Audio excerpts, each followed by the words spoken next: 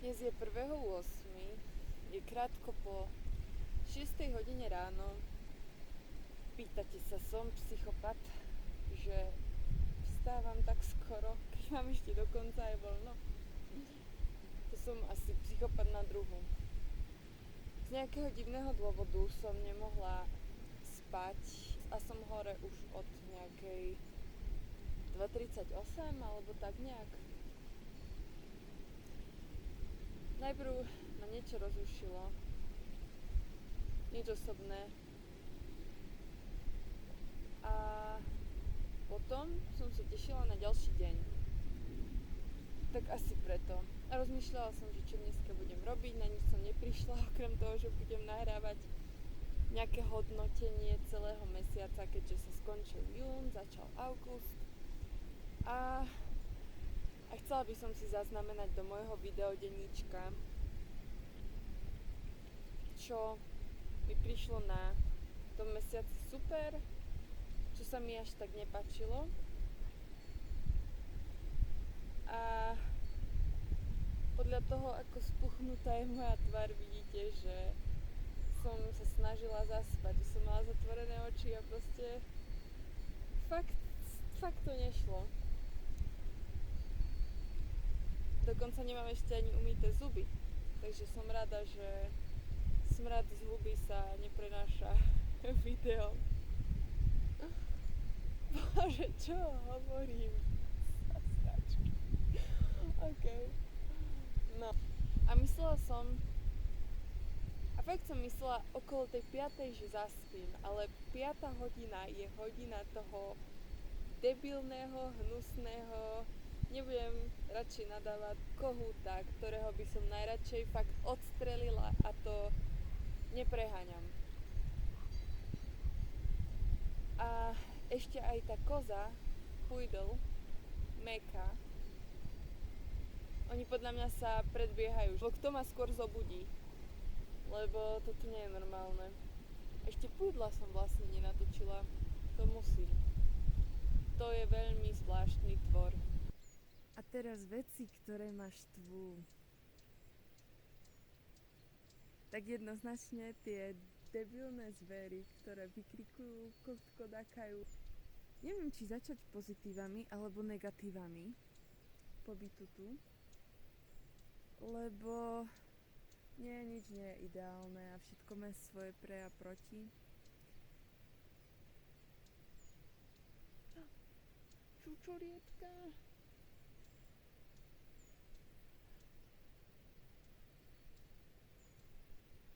Ňam.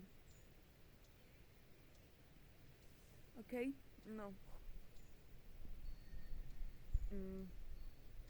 Asi najväčším negatívom celého tohto tu pobytu, práce, je strava. Som zvyknutá na pomerne zdravú stravu a je to niečo, na čom si celkom zakladám. Zistila som, že doma varíme relatívne veľmi zdravo. Jednak rakúska kuchyňa je veľmi mäsitá na mňa. Ja úplne nie som fanúšik mäsa až tak. Akože raz za čas si rada dám určite, ale radšej mám nemäsité pokrmy a tuto dávajú do všetkého mäso. Včera napríklad sme mali vypražanú cuketu. To som sa tešila. No a všetko je aj mastné, akože väčšina jedál je vypražaných, takých ťažkých hrozne. Používa sa veľa oleja. To úplne moja pečeň nezvláda. Ako určite zvláda, ale nie som na to zvyknutá. No a včera sme mali tú cuketu vypražanú, to som sa tešila, dobre, cuketa vypražaná síce, ale proste vypražaná cuketa je mňam. No a medzi 2 plátky cukety dali akože salámu. A ja proste salámu nezjem. To je hnus, podľa mňa to inak smrdí. Ako dobre, ja som extrém, lebo ja nezjem ani chlebiček, pretože sa mi všetko zmieša v hube a Je mi z toho navracanie, napína ma. Ale akože salámy a tieto udeniny fakt nedávam. To od malička proste nedávam. Takže ale prinútila som sa to zjesť pomedzi jednotlivé prežuvy žuvania. Ma trošku napínalo, ale zjedla som to. Si hovorím, nebudem jak malé decko. Akože čakala som, že to bude horšie, ale dalo sa to zjesť. Ďalšia vec je cukor. Ja som si odvykla od toľkých sladkých jedál. Snažila som sa minimalizovať jedenie cukru, akože pridaného cukru.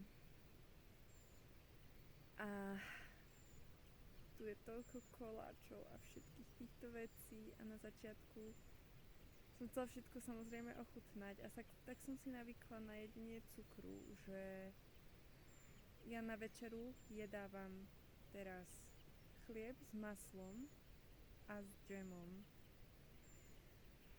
čo som nikdy nejedla, ale až si vyžadujem ten cukor a neviem, či to je tým, že som sa len tak ako rozbehla, alebo to je tým, že chcem tú energiu, keby vydám ju počas dňa a potrebujem ju nejakým spôsobom rýchlo dodať. Keby som ju dodala nejakým rozumnejším spôsobom, tak by to bolo samozrejme ideálnejšie, ale ako ten cukor je jednak veľmi adiktívny, jak sa vyjadrujem. No, ľahko na ňom vzniká závislosť a neviem, no, z toho nie som úplne nadšená, že som si vybudovala novú závislosť. Nie novú, ale staronovú. Ale momentálne to asi nezmením, keďže neovplyvním to, čo máme na obed a často sú aj sladké jedlá. Takže si budem musieť dať očistu potom, než sa skončí leto.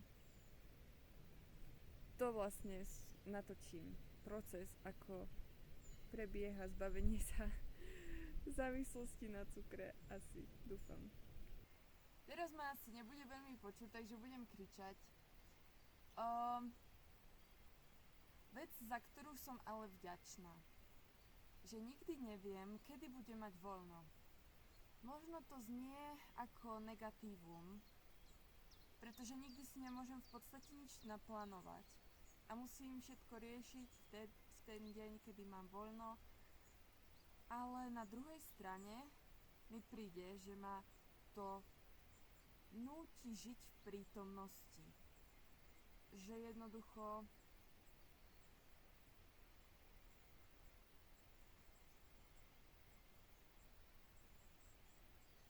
keď si zoberieme, že väčšinou sa tešíme na víkend a plánujeme si, čo budeme robiť cez víkend, stále všetko odkladáme nejak na víkend a ja v podstate ten víkend nemám.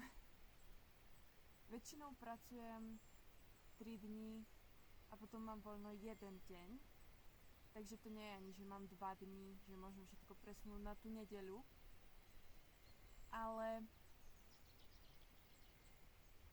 musím jednoducho veci postihať v ten deň, alebo ešte aj počas dní, kedy pracujem.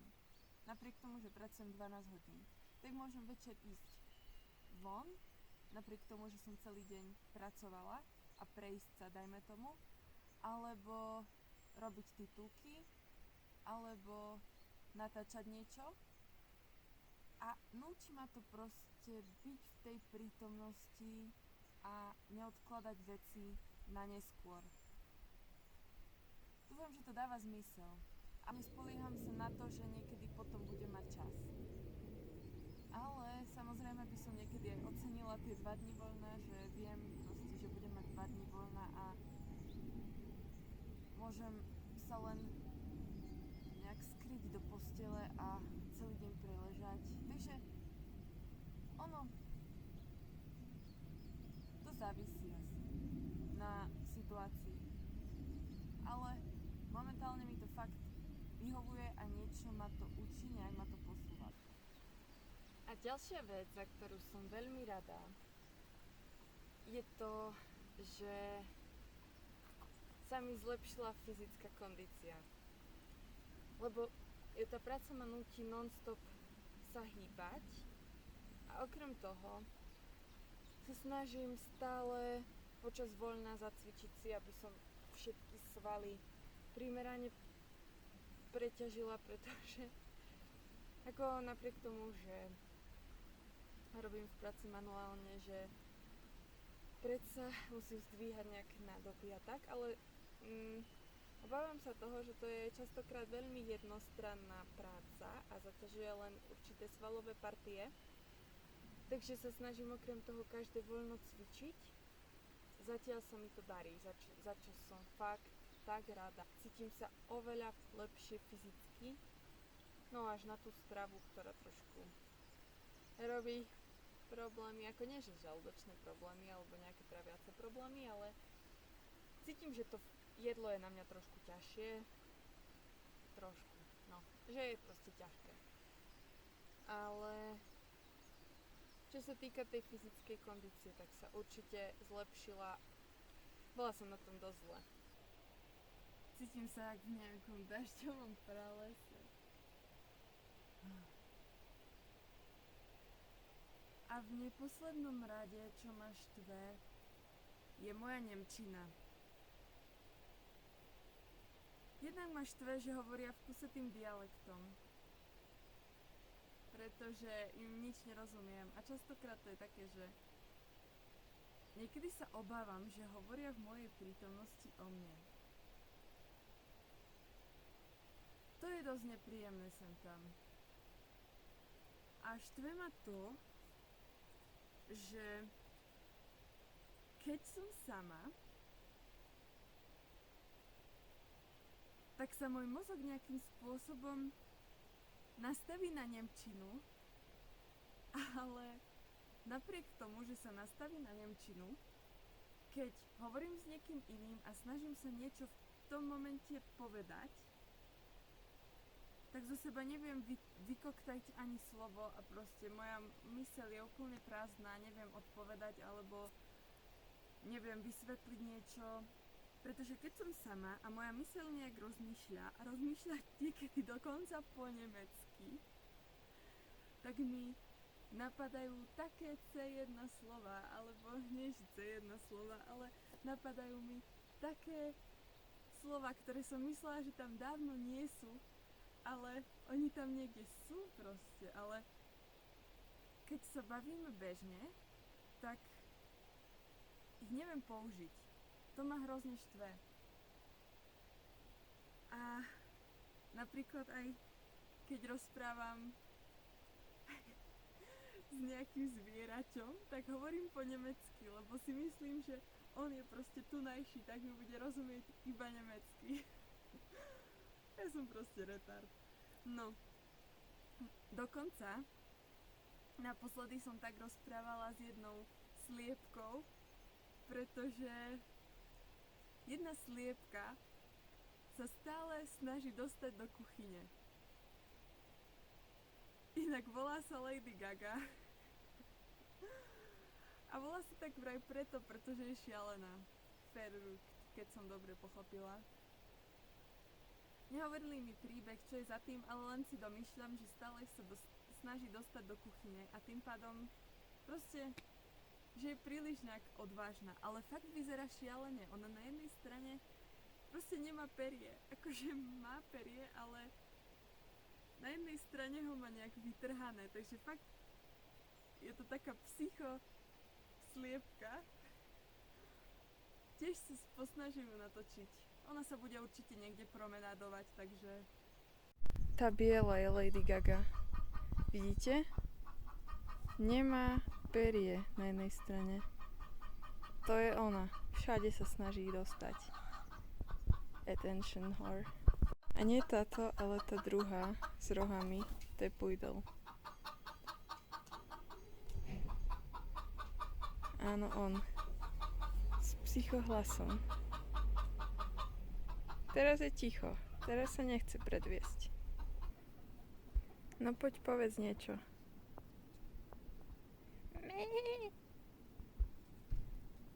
Nič.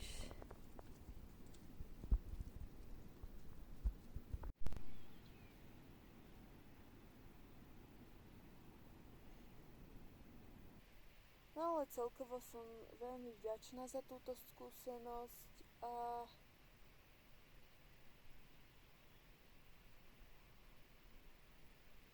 zvládla som mesiac a pol. Už iba mesiac a pol.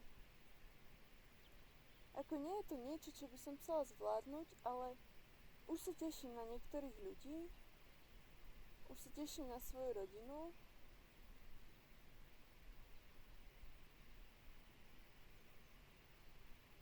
A možno už som dlho sama. Dnes sa mi stala taká pekná vec. Bola som na ceste do Schladmingu, pretože mala som cestu na Infopoint, keďže som pravdepodobne v autobuse raz asi pred 2 týždňami, dajme tomu, nechala dáždnik. A použila som ho raz a štvalo ma to, pretože je to v podstate nová vec, ktorú si kúpim. Dobre, nebol drahý, ale predsa akože... No, tak som si chcela po ňoho zájsť. Hrozne pršalo. A vodič autobusu, nie ten Begrüße, ale ten je môj obľúbený, úplne obľúbený. On je úplne zlatý. Ale vyžaruje z neho niečo také, že je úplne taký dobrák, že má proste dobré srdce.